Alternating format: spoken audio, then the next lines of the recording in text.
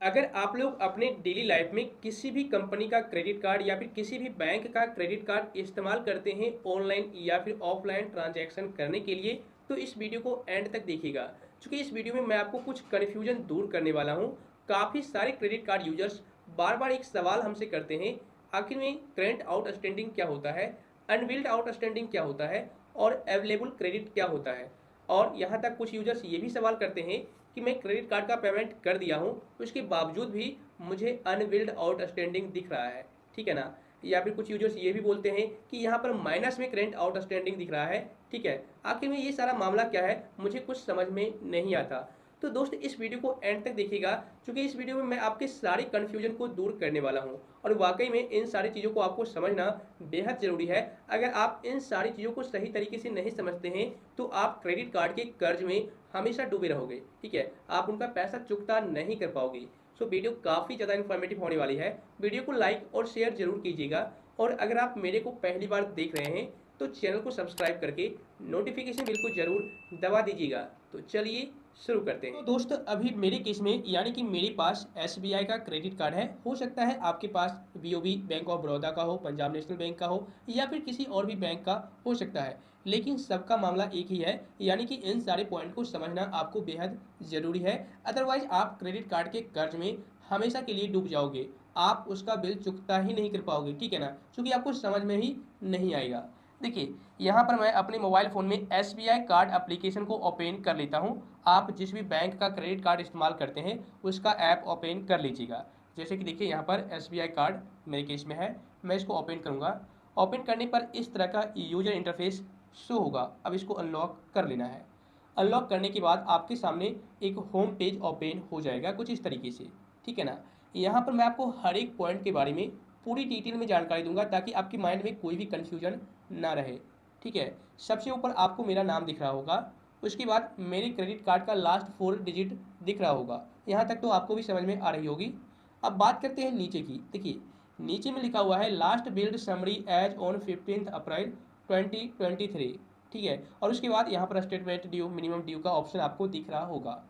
Okay, अब यहाँ पर मैं आपको क्लियर कर दूँ, आपके केस में क्रेडिट कार्ड का जो बिल जनरेट होता होगा वो किसी और डेट को होता होगा, लेकिन मेरे केस में मेरा जो क्रेडिट कार्ड का बिल है वो हर महीने की 15 तारीख को जनरेट कर दिया जाता है। ठीक है ना, इसी वजह से आपको ये दिख रहा है 15 अप्रैल का ये बिल है। ओके, तो यहाँ पर समझना ये जरूरी है कि आखिर में हमें पैसा पे करना है, कितना करना है, कितना नहीं करना है। ठीक है ना, इन सारी बातों को समझना है और कब तक करना है। ओके, देखिए यहाँ पर लिखा हुआ है स्टेटमेंट ड्यू, यानी कि जो आपका स्टेटमेंट बना है, जो आपका बिल बना है वो इतने रुपये का बना है। ओके, आप यहाँ पर देख सकते हैं। लेकिन अगर आपके पास एक बार में इतना रुपया नहीं होता है तो आप मिनिमम यानी कि कम से कम क्रेडिट कार्ड को 200 रुपया भी दे सकते हैं, कोई दिक्कत नहीं होगी। उसके बाद आप अगले महीने फिर से दे दीजिएगा। ठीक है, और उसके बाद यहाँ पर एक और चीज़ नोटिस कीजिए। यहाँ पर जैसे कि अप्रैल में मेरा बिल बना है 15 तारीख को, और यहाँ पर 5 मई तक मुझे इस पैसे को जमा करना है, क्रेडिट कार्ड को देना है। ओके, इस पैसे को 5 तारीख तक देना है। आपके केस में हो सकता है 6, 7 या फिर 1, 2 तारीख तक में ही आपको देना पड़ जाए, ये हो सकता है। सबका अलग अलग डिफरेंट डेट होता है। ओके, तो ये बात तो समझ में आ गई कि आपका बिल कितना जनरेट हुआ है और कितना आपको कम से कम पे करना है। ओके, लेकिन यहाँ पर मैं आपको बता दूँ, अगर आपका बिल जनरेट हो जाता है तो आप उसका फुल पेमेंट कर दिया कीजिए। आप मिनिमम पेमेंट कभी मत कीजिए, भूल से भी मत कीजिए। यहीं पर काफ़ी सारे यूजर्स मिस्टेक कर देते हैं। ठीक है, क्या सोचते हैं कि मैं यहाँ पर 200 रुपया पे क्रेडिट कार्ड को दे देता हूँ, उसके बाद तो कुछ कम ही बचेंगे ना, मैं अगले महीने दे दूंगा। लेकिन दोस्त मैं आपको बता दूं, अगर आपके क्रेडिट कार्ड का बिल 5,000 बना हुआ है और आप मिनिमम 200 रुपया जमा कर देते हैं इस माह, तो अगले माह आपको 4800 नहीं जमा करना पड़ेगा, बल्कि और 200 बढ़ जाएगा, यानी कि 5200 रुपया जमा करना पड़ जाएगा। अब आप कहोगे क्यों, तो दोस्त यहाँ पर मैं आपको बता दूं, आपको एक महीने का इंटरेस्ट भी देना पड़ेगा। मान लो आपने 200 रुपया तो जमा कर दिया, लेकिन जो 4800 रुपये बचे हुए थे उस पर एक महीने का ब्याज 3, 4, 5% ले लेगा बैंक आपसे। ओके, इस पॉइंट को आप ध्यान रखिएगा। तो आपको एक बार में फुल पेमेंट ही करना है, ना कि मिनिमम पेमेंट। अगर आप मिनिमम पेमेंट करते रहेंगे तो आप कभी भी छुटकारा नहीं पा सकते हैं। आप बिल भरते रहेंगे और आपका जो बिल है वो जनरेट हर महीने होता रहेगा, वो भी इंटरेस्ट के साथ। और साथ ही अगर आप लेट वगैरह कर देते हैं पे करने में, पैसा बिल जमा करने में, तो आपको लेट फाइन भी अलग से देना पड़ेगा। तो आप हमेशा के लिए क्रेडिट कार्ड के कर्ज में डूबे रहोगे, हमेशा रोगे, पछताओगे और कुछ कर नहीं पाओगे। ठीक है ना, तो आपको यहाँ पर यही करना है कि फुल पेमेंट हमेशा करते रहना है। चलो यहाँ तक तो क्लियर हो गई। अब यहाँ पर आपको एक ऑप्शन दिख रहा होगा लास्ट पेमेंट डिटेल्स, यानी कि इससे पहले जो मैंने पेमेंट किया था वो आपको यहाँ पर दिखेगा। अमाउंट पेड, कितना रुपया मैंने पे किया था वो आपको दिख जाएगा, और किस डेट को मैंने किया था वो आपको यहाँ पर दिख जाएगा। ये पॉइंट क्लियर हो गई। अब यहाँ पर एक पॉइंट और समझने वाली बात है। यहाँ पर अगर आप पे नाउ पर क्लिक करते हैं तो आप एक बार में फुल पेमेंट कर सकते हैं, मिनिमम पेमेंट कर सकते हैं। मैं आपको दिखाता हूँ। पे नाउ पर क्लिक कीजिए, उसके बाद प्रोसीड पर क्लिक कीजिए।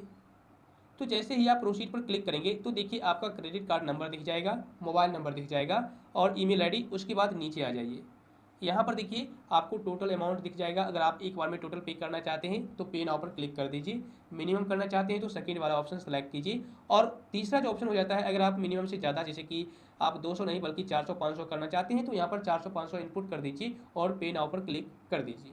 ठीक है, तो इस तरीके से आप यहाँ से बिल पे कर सकते हैं। और यहाँ पर है पे इन ईएमआई।